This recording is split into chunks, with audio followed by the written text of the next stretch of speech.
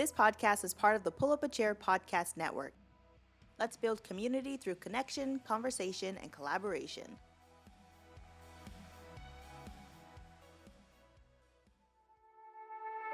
Hey, have you guys noticed that part of a Pull Up a Chair podcast network just now?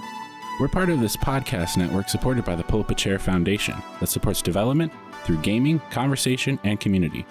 If you feel like supporting us or the foundation through a tax-deductible donation, check out the Pull Up a Chair website at www.pullupachair.foundation for more information.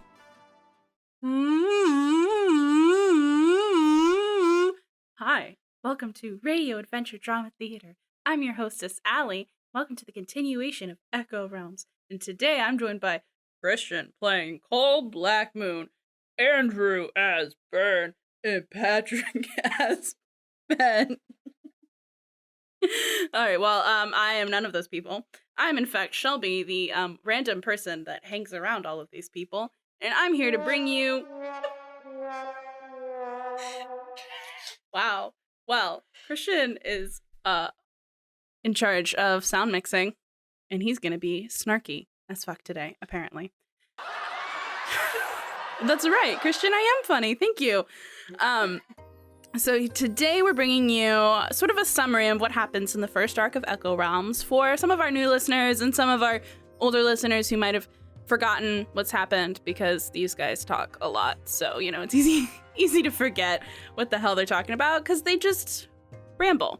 So, let me introduce you to all of our characters. So first we have Fen. She's a mysterious little fancy lady, but you can't know about her family. They're kind of sus and like super rich and they're on the DL. So, you know, she's just hanging out, doing whatever she do.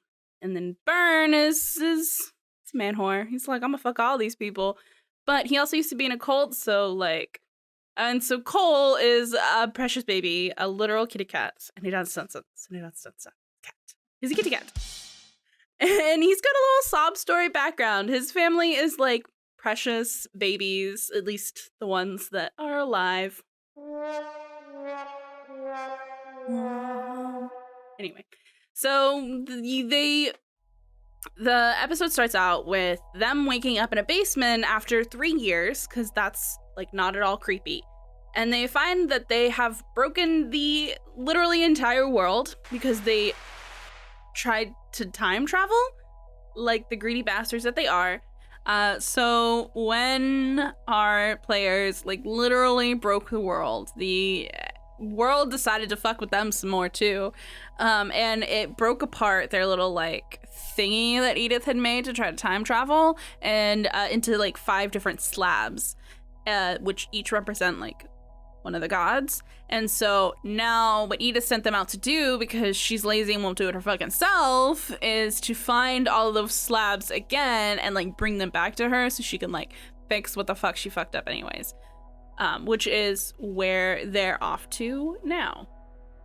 So, they like go off and like are trying to like figure out what the hell this world, everything looks different. They all look different. Like everything is like fucked to shit. So the first thing Burn goes is off to be a sexually liberated man whore to like get some money from the local brothel and an STI so that they can have some money to go traveling. Way to go, Burn. And Cole and Fen are like, I don't know, useless. And they go and judge Burn a little bit in his life. So they go meet some dude named Craig, who has a list. It's Craig's list. He's great. And he asks for some deliveries to be made, which I guess is pretty normal. But like, if it were me, I'd be like, nah, bitch, just go use the postal service. What the fuck do I look like? A pony? This is Pony Express. So then we get to unlock Cole's tragic backstory. Sad. Wine. Anyway, and Christian personally would like me to say here that he didn't have a tragic backstory, and Allie just made it grungy. But we like it that way, so you know. This is also where we meet Creature, and Creature is honestly the most redeeming part of this party. Because he's great. He just stares in weird silence and smells bad, and I love him. He reminds me of Christian.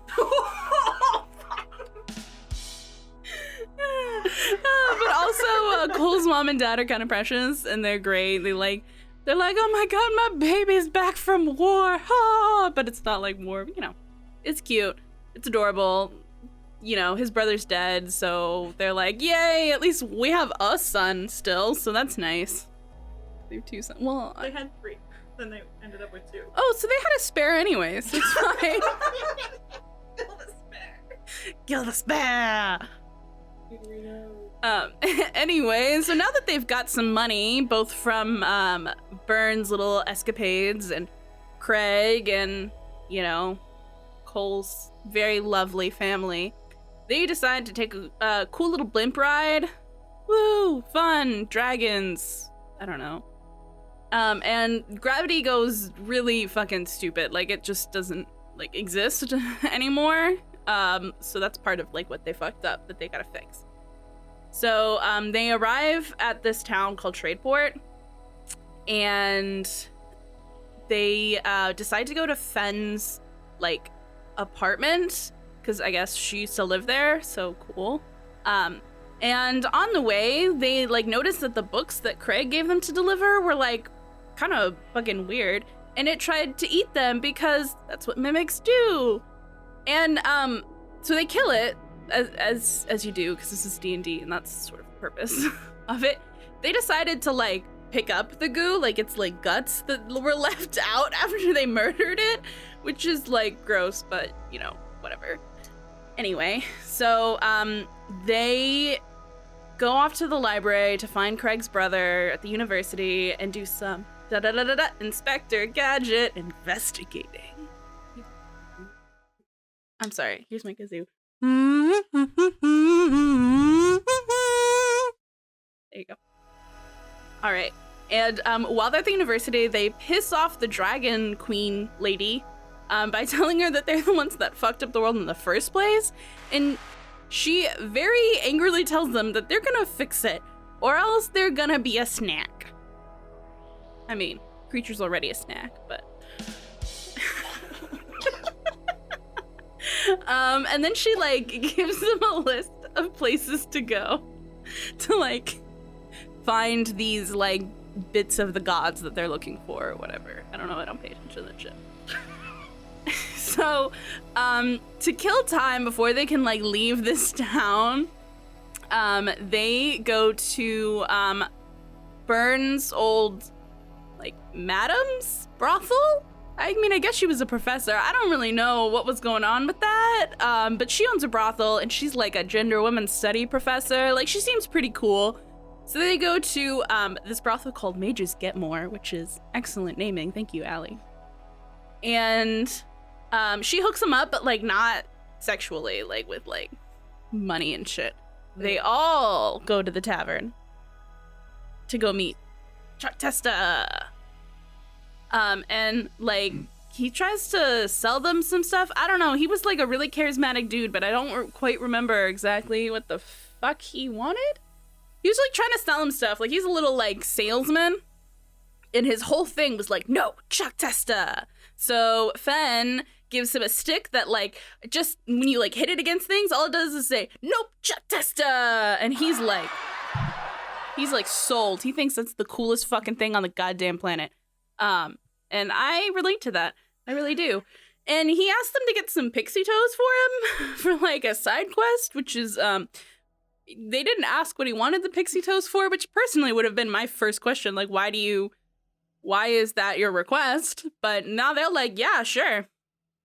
And so after they meet Chuck Testa at the tavern and they get their little side quest for pixie toes, they're, like, on their way back to Fenn's apartment to, like, nap or whatever. I don't know. And they get attacked by some randos, like, super randos with, like, masks. Like, it's kind of creepy. And they're all looking for Fenn. And these dumbass motherfuckers are like, I'm not Fenn, I'm Sven! And they nat 20 their fucking, like, lie check or whatever.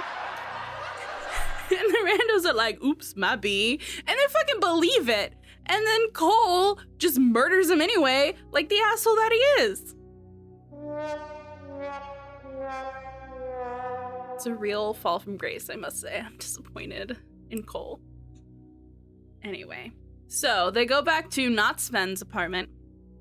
and they snoop around or whatever, and they read this book that Fenn's mom gave her before her, like, tragic disappearance or whatever. I don't know. You unlock Fenn's tragic backstory. It's her turn now. And the mom is, like, a little sketch, like, not a little sketch. She's, like, super sketch, like, criminal, like, organization kind of sketch. And they, like, read this, or they try to read this, like, book that, like, she, like, hid with Fenn for, like, I don't know, reasons. And that's cool. We don't know what's up with that. She's dead. She's gone. She's disappeared. We don't know where she is. But I think we're gonna find out. Oh, also, there's this, like, cool purple cloak. They find Petra's cloak, in, like, buried in the bottom of Fenn's closet. And apparently that's important. It's purple, so that's cool. Alright, well, the cloak is not the mom's. It's the hopeful fiancé's that she, like, disappeared. Also, I think everybody in Fenn's life has just disappeared at this point. The dad's missing, the mom's missing, the wifey's missing, the brother's a dick. Wow. He's the only one that should be missing, but Yeah. he isn't. Wow, alright. I guess Fenn's tragic backstory is on par with Cole's. It's fine. Alright. Could be better, but GG. Oh, yeah. Not in the notes, because Allie sucks at remembering what's important, is that while they were, like, snooping around Fenn's own apartment, and Fenn's, like, fine with this, weirdly enough, they find the missing notebook that the Dragon Queen had stolen from her. And it's like, everybody's like, ooh, where did we get this? I don't know. And it's super sketch, and clearly Fenn's family is up to some shit, which is why we can't ask about them. Shh. That'll be unlocked in later episodes, I'm sure.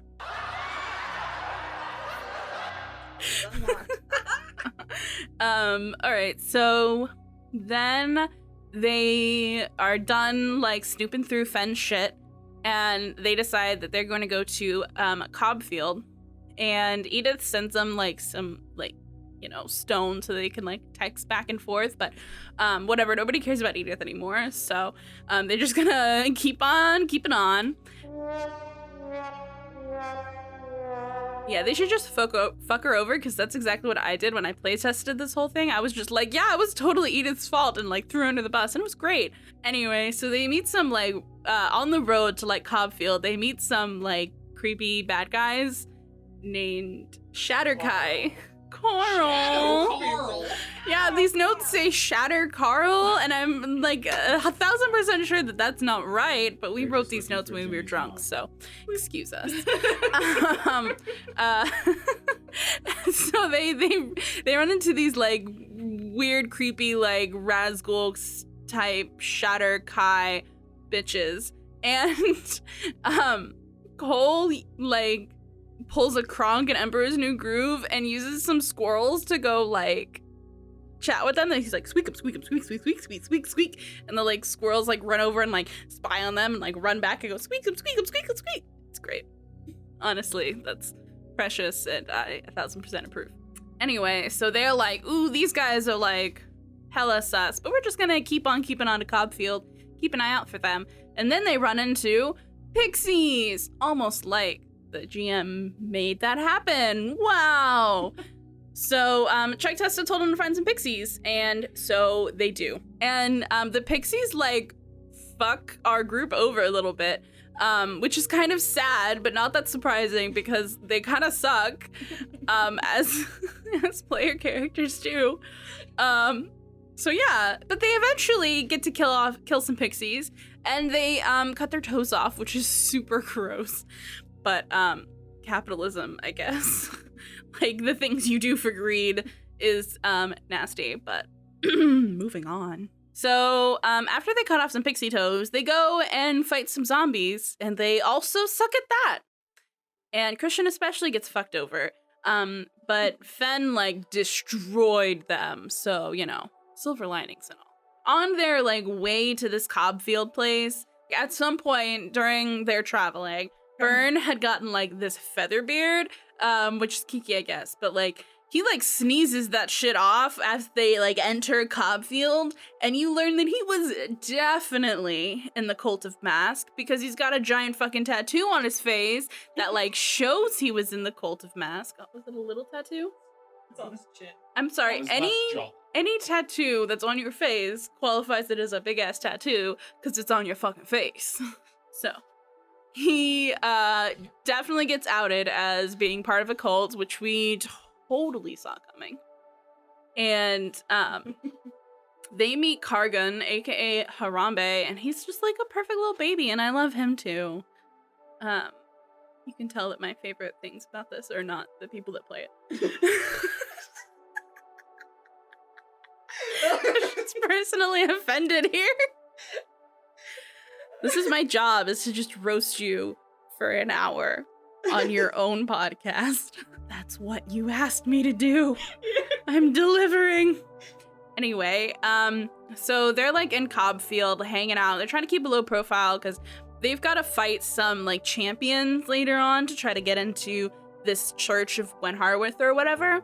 So they try to keep a low profile, and Cole like literally fucks it up by fucking one of the champions. So way to go, dude. And then Fen decides to get a tattoo, and Burn covers his up. And so that's pretty much just a little filler, like cool walking around town episode. And then if you would like to get some insight into our shenanigans, we have a St. Patty's Day drinking episode that you can access on our Patreon, which is patreon.com/RADTheatre. So y'all should definitely make your way over to there, because shit's funny. Though they didn't ask me to be part of their drinking episode this time, and I'm personally offended. Thanks for the invite, guys. You were Rude. I don't care if I was working. I would have made time. No, I wouldn't have, but still. It's still funny, and I'm mad I didn't get any Jello shots. So, y'all should definitely make your way over there for some more ridiculous shenanigans. So, back to our main plotline. They need more money, because they always need more money. And they decide to just fuck over somebody's good time. So they become some PIs. So this like rich lady in town is like, ooh, I think my husband's cheating on me. Can you guys like investigate them? Instead of having like morals, they're like, yeah, sure, we'll do your dirty work for you. Yeah, lady. All right, fuck the patriarchy. So they're like keeping an eye out for this dude, trying to like follow him or whatever. While that's going on, the champions that they're like gonna have to fight later, they decide to like put on an exhibition of like fighting each other, and everybody watches like the voyeuristic sick bitches that they are. And Burn like decides to like set up a gambling ring and makes like a ton of fucking money because he do that. And then everybody else is like sitting there like taking notes, like how are we gonna fight these? Like, because they're fucking nerds. But like TBH, that's exactly what I do too. So you know. Can't say that. So like after that whole like weird exhibition, gambling ring, like weird shit happens, then they follow the cheating husband to like try to figure out what's going on with him. They don't really see like sex, which I guess they were expecting because, you know, cheating husband. Again with the weird voyeuristic like Fen likes to watch bullshit. And they later find out that the husband's just a werewolf and is actually like being quite nice by like not murdering his own wife. So, you know, I guess not all men suck. So, yeah, it's not eating your wife in a werewolf-fueled rage is like a pretty low bar, but like men suck, so I have a pretty low bar. All right. So, while they're like following the husband and they like pseudo-fight a werewolf, a bunch of shit goes down. And Creature literally takes a shit that is so full of methane that they literally cause an explosion with it. And this is why Creature is the most underrated member of this party. He is a bomb-making machine. That's what he is. He's the bomb. Yeah. He's the bomb. Great. Wonderful. I love that. Anyway, so they like kind of fight some werewolves. Oh, Allie makes really, like, mean-ass NPCs, and it's just her anger coming out as a GM. She's like, fuck all of y'all. I don't give a shit. Anyway. So, it's time to, like, actually do the challenges to try to make it into the Church of Gwen Harwith. And then, unlike when I did the playtest, they actually, like, made it through all 3 challenges. Allie had to give me, like, a pity win to try to move forward with the story. But, like, we all just fucked that shit up. But they, you know... Yeah, we literally fucked it up. But they make it through because they know what the fuck they're doing, I have to admit. And, they really need to get into that church. So they do that. Yay. And as like the final like challenge or whatever, they have to fight that guy Kargan, aka Harambe. And when I had to do this with my party, we just tried to seduce him. Which, you know, kind of worked, but they actually like fought this guy, which is the obvious way to go. So clearly though, we were like way more creative with our like way to go around that. So step it up, y'all. Get creative. Do better. Anyway, they were actually like really shitty and mean to Harambe. Like Harambe was like, does not like to be called Harambe. It was like traumatic for him. So they're like calling him out, being like, oh, you're just Harambe. And then Fen shows up and shoots the motherfucker while like harassing him.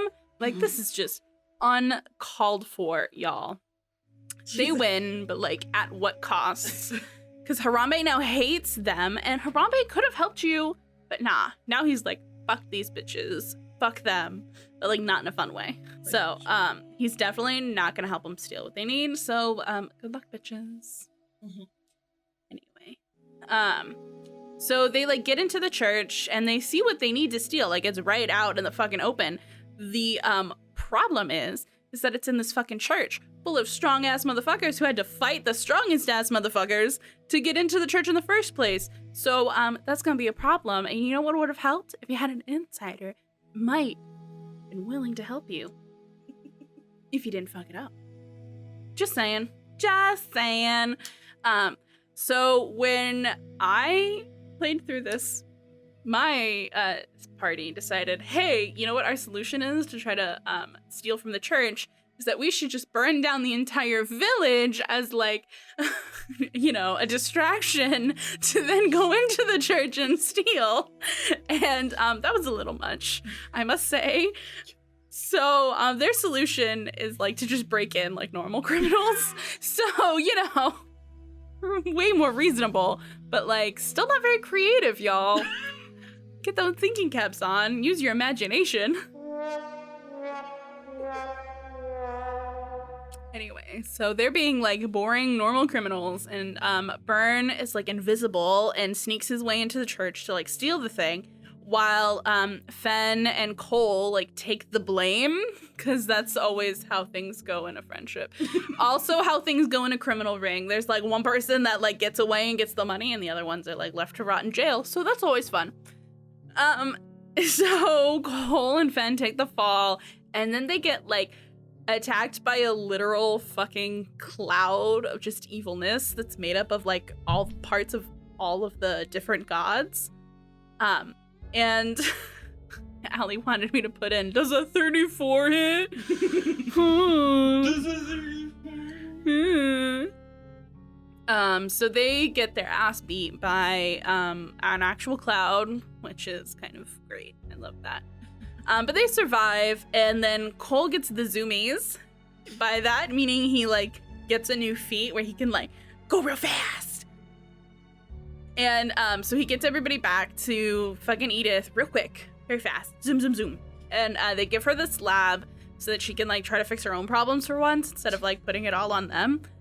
And Dwight is, like, super cryptic, and he's like, there are other versions of you guys somewhere in a parallel world, but they're not allies. Which, like, what the fuck are you supposed to do with that information, Dwight? Like, the fuck? It's like, bad Superman and, like, the Injustice, we gotta, like, hop parallel worlds and, like, everybody's out to kill you. Like, I don't know, fucking not helpful, Dwight. The only thing that they, like, heard when Cole was like, Baka, what did I do wrong? You just heard, connections. Like a weird Mufasa voice from this guy. Connections. Remember who you are. And that's the end of Arc 1 of Echo Realms. I hope you found this maybe potentially slightly enlightening. I would also just like to, as a it's too late for a preface, but as a preface, we wrote the script while we were quite drunk last night, so if it doesn't make sense, I'm blaming Allie. Because she's the DM and I can blame her for whatever the fuck I want to blame her for, because this is my episode, bitch. This is what happens when you tell somebody you want them to just roast you for an hour, so. Yeah. And this has been your summary episode for Echo Realms Arc 1. I hope you had some fun. We had some fun recording it and writing it, and we hope you guys stay tuned for Arc 2 coming out soon. Peace out, Girl Scouts.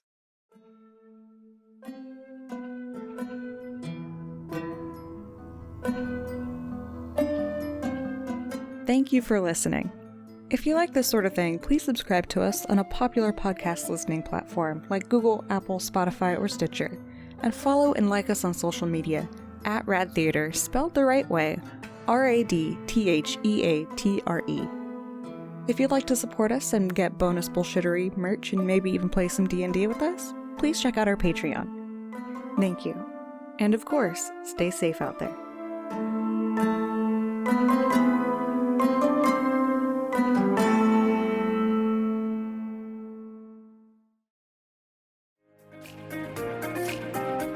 Hey, it's Kat from How's That Working For You, and V and I have an all-new podcast dropping every Wednesday called The Kat and V Show.